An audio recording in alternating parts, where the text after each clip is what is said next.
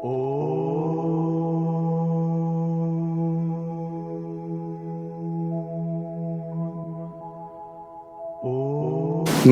said in Paradise Lost, the mind in its own place can make a heaven of hell and a hell of heaven. It can lead to a kind of narrow focus on my own interests, but always it will be vulnerable and you're open to anxiety and fear and frustration. The yogic approach, the Raja Yoga or Patanjali Yoga approach, that is the science of concentration par excellence. In fact, in modern positive psychology, they have studied this focus of mind and concentration. One psychologist said that the quality of your life depends on how much you can concentrate and what you concentrate on. Not just how much you can concentrate, what you concentrate on.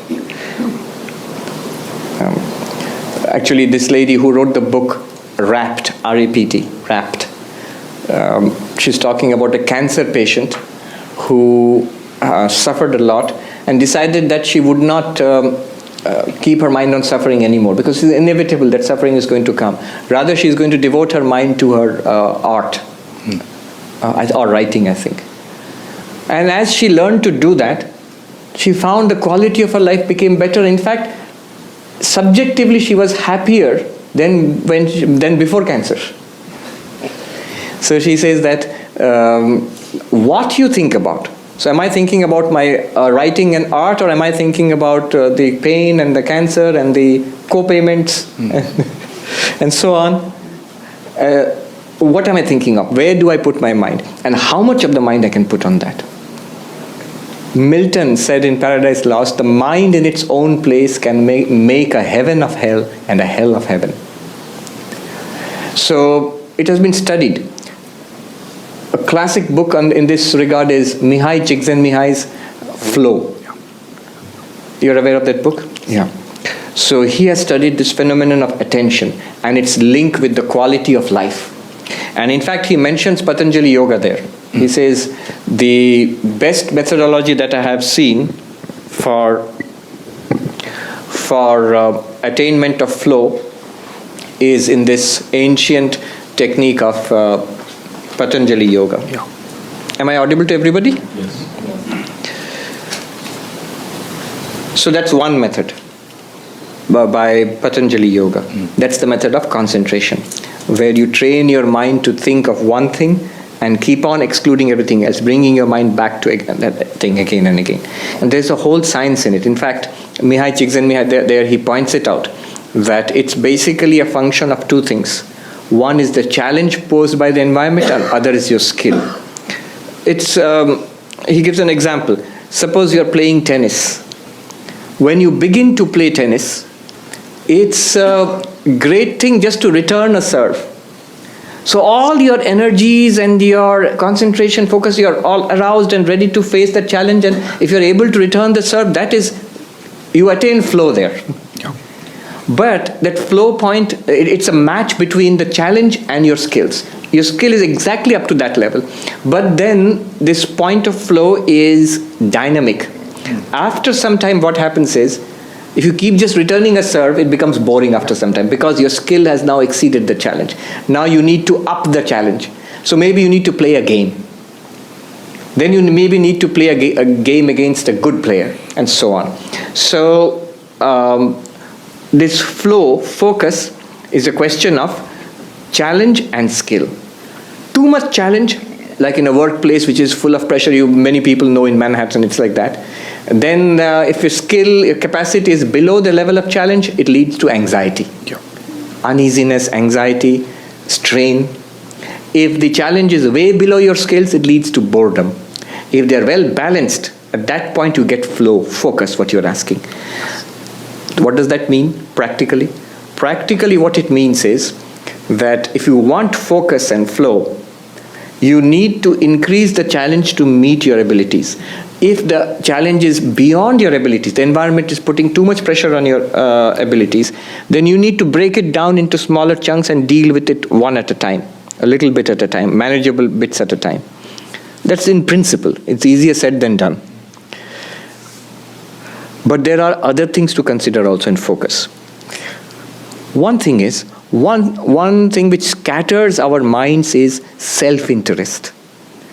If I am in it for myself, if my idea is that I am in it for this particular person, then always I'll be tense. What have I gained? What have I lost? How much do I get out of this? I'm not relaxed anymore. Selfishness leads to a scattered mind. It can lead to a kind of narrow focus on my own interests, but always it will be vulnerable and you're open to anxiety and fear and frustration. Unselfishness.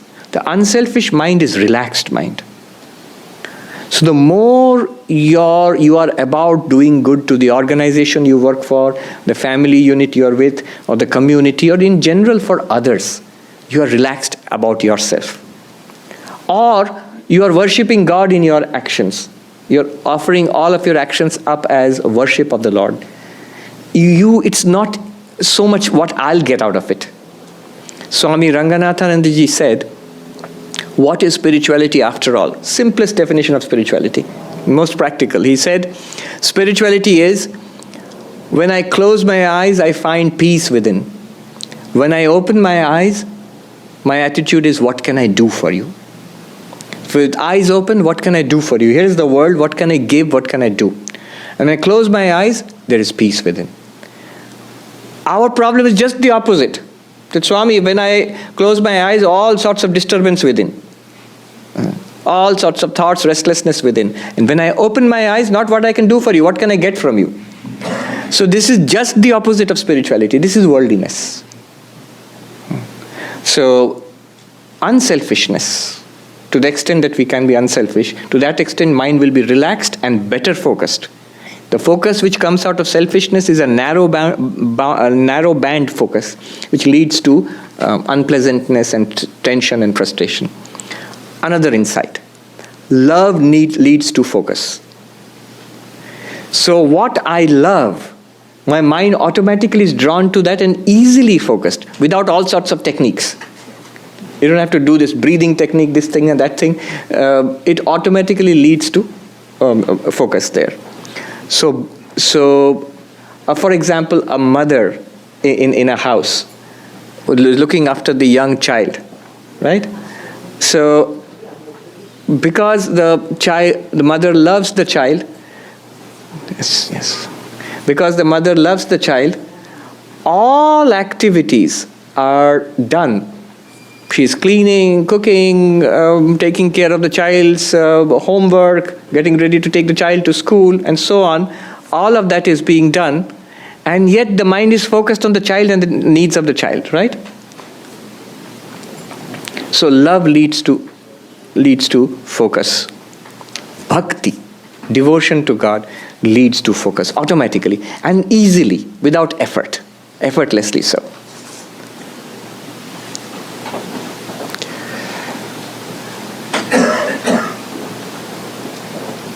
And one more thing, this is what we discussed today, no mind. When you realize that you are that one existence consciousness place, and all of this world is your appearance, then the mind remains calm and steady, like the unflickering flame. Look at the mind of that prince, the story of the princess of Kashi. The mind of the prince was disturbed and agitated. You will smile and say, unnecessarily so. For what? But that's exactly our condition. Unnecessarily so. For what? One Swami put it very funnily. He said, before we come to Advaita, our reaction to the world is, what? And after we get Advaita, our reaction is, so what? So that calmness, that relaxed, focused attitude, steady attitude comes from that. That is no mind. No mind is not thinking, not shutting down the mind. That is no mind. So these are some. Ramakrishna te namaha.